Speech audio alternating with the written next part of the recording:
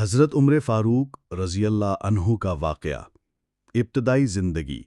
حضرت عمر فاروق رضی اللہ عنہ قریش کے ایک بااثر خاندان میں پیدا ہوئے۔ آپ کا تعلق بنی عادی قبیلے سے تھا۔ جاہلیت کے دور میں آپ اپنے قبیلے کے بہادر، نڈر اور سخت مزاج آدمی سمجھے جاتے تھے۔ عرب کے دستور و قوانین میں آپ کو گہری بصیرت حاصل تھی، اسی لیے بعد میں فاروق کہلائے کیونکہ آپ حق و باطل میں فرق کرنے والے تھے۔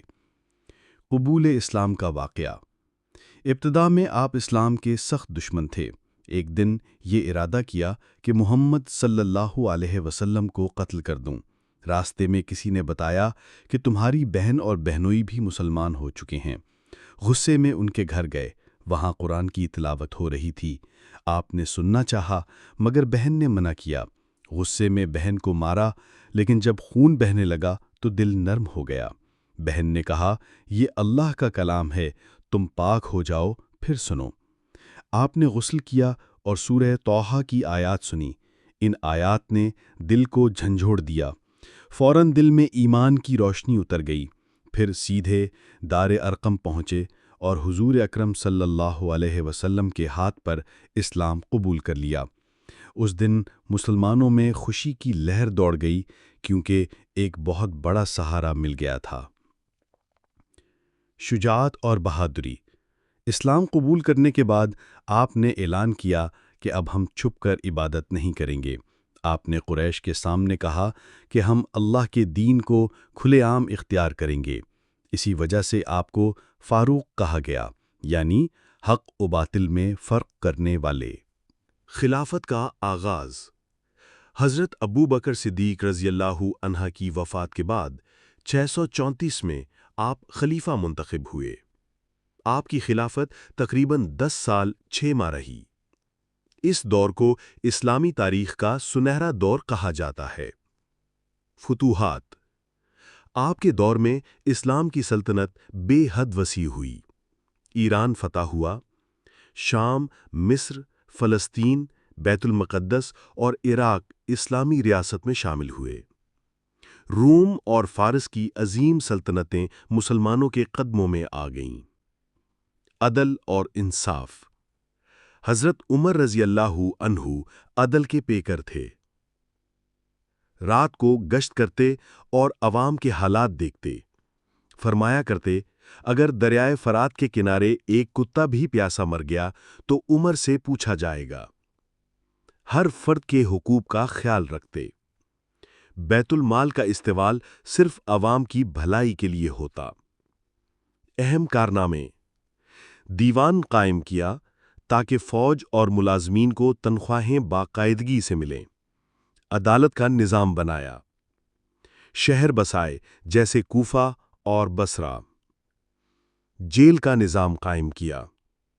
مسلمانوں کے لیے بیت المال یعنی خزانہ بنایا۔ تاریخ ہجری کا آغاز کیا۔ شہادت۔ آپ کے آخری ایام میں ایک مجوسی غلام ابو لولو فیروز نے آپ پر نماز فجر کے دوران حملہ کیا۔ خنجر کے وار سے آپ شدید زخمی ہوئے اور چند دن بعد 23 ہجری میں شہادت پائی۔ آپ کو رسول اکرم صلی اللہ علیہ وسلم اور حضرت ابو بکر صدیق رضی اللہ عنہ کے پہلو میں دفن کیا گیا۔ خلاصہ۔ حضرت عمر فاروق رضی اللہ عنہ ایک عظیم مجاہد، عادل خلیفہ، بہترین منتظم اور اسلام کے سب سے بڑے محسنین میں سے تھے۔ آپ کے دور میں اسلام نہ صرف پھیلا بلکہ ایک منظم اور مضبوط ریاست کی شکل اختیار کر گیا۔ بھوکے بچوں کو کھانا کھلانا۔ ایک رات حضرت عمر رضی اللہ عنہ مدینے کی گلیوں میں گشت کر رہے تھے۔ ایک جھوپڑی میں عورت اور بچے بھوک سے رو رہے تھے۔ عورت ہانڈی چڑھائے بیٹھی تھی، لیکن ہانڈی میں کچھ نہیں تھا، صرف پانی تھا، تاکہ بچے سمجھیں کہ کھانا پک رہا ہے اور سو جائیں۔ حضرت عمر نے یہ منظر دیکھا تو لرز گئے۔ فوراً بیت المال گئے، آٹے اور گھی کی بولی اپنے کندھے پر اٹھا کر لائے۔ غلام نے کہا، میں اٹھا لیتا ہوں۔ آپ نے فرمایا، کل قیامت کے دن یہ بوجھ عمر کے کندھوں پر ہوگا، تمہارے پر نہیں۔ پھر خود کھانا پکایا اور بچوں کو کھلایا، یہاں تک کہ ان کے چہرے خوشی سے کھل اٹھے۔ 2. قاضی کے ساتھ عدالت میں مقدمہ۔ ایک یہودی نے حضرت عمر رضی اللہ عنہ کے خلاف قاضی کے سامنے مقدمہ دائر کیا۔ جب دونوں عدالت میں گئے تو قاضی نے حضرت عمر کو بھی اسی طرح بٹھایا جس طرح یہودی کو۔ یہ دیکھ کر یہودی نے کہا، یہی عدل ہے، اسی وجہ سے اسلام قائم ہے، یعنی کہ خلیفہ وقت بھی عدالت میں عام شہری کی طرح ہے۔ 3. بیت المقدس کی فتح۔ جب بیت المقدس فتح ہوا تو اہل شہر نے کہا، ہم اپنی چابیاں صرف مسلمانوں کے خلیفہ کے ہاتھ میں دیں گے۔ حضرت عمر رضی اللہ عنہ مدینہ سے بیت المقدس تشریف لے گئے۔ آپ کے پاس صرف ایک خچر تھا، کبھی غلام سواری کرتا، کبھی آپ۔ جب شہر میں داخل ہوئے تو آپ کے کپڑوں پر پیوند لگے ہوئے تھے۔ لوگوں نے حیرت سے دیکھا کہ دنیا کا سب سے بڑا بادشاہ اتنا سادہ ہے۔ یہ دیکھ کر اہل بیت المقدس نے بغیر جنگ کے شہر کی چابیاں آپ کے حوالے کر دیں۔ 4. قحط کے زمانے میں کھانا نہ کھانا۔ ایک بار مدینے میں شدید قحط پڑا۔ حضرت عمر رضی اللہ عنہ نے قسم کھائی کہ جب تک عوام کو گوشت اور گھی میسر نہیں آتا، وہ بھی روٹی اور زیتون کے علاوہ کچھ نہیں کھائیں گے۔ کئی مہینے آپ کا رنگ پیلا ہو گیا، لیکن آپ عوام کی بھوک میں شریک رہے۔ 5. سپہ سالار کو خط۔ ایک مرتبہ اسلامی لشکر کے سپہ سالار نے فتح کی خوشخبری کے ساتھ خط بھیجا، جس میں لکھا تھا، ہم نے فلاں جگہ اپنی شجاعت سے فتح کی۔ حضرت عمر نے جواب دیا، فتح تمہاری شجاعت سے نہیں بلکہ اللہ کے فضل سے ہے۔ اگر تم نے غرور کیا تو اللہ تمہیں ذلیل کر دے گا۔ 6.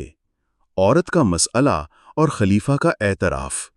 ایک بار ایک عورت نے حضرت عمر رضی اللہ عنہ کو روک کر کہا، عمر، ڈرو اللہ سے، تمہارا کوئی حق نہیں کہ ہمارے حقوق کو چھینو۔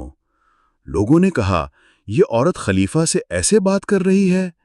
آپ نے فرمایا، اگر یہ عورت عمر کو خاموش کرا دے تو تعجب کی بات نہیں، عمر تبھی کچھ ہے جب وہ حق پر ہو۔ یہ وہ واقعات ہیں جو حضرت عمر فاروق رضی اللہ عنہ کے عدل، رحم دلی، عاجزی اور اللہ کے خوف کو ظاہر کرتے ہیں۔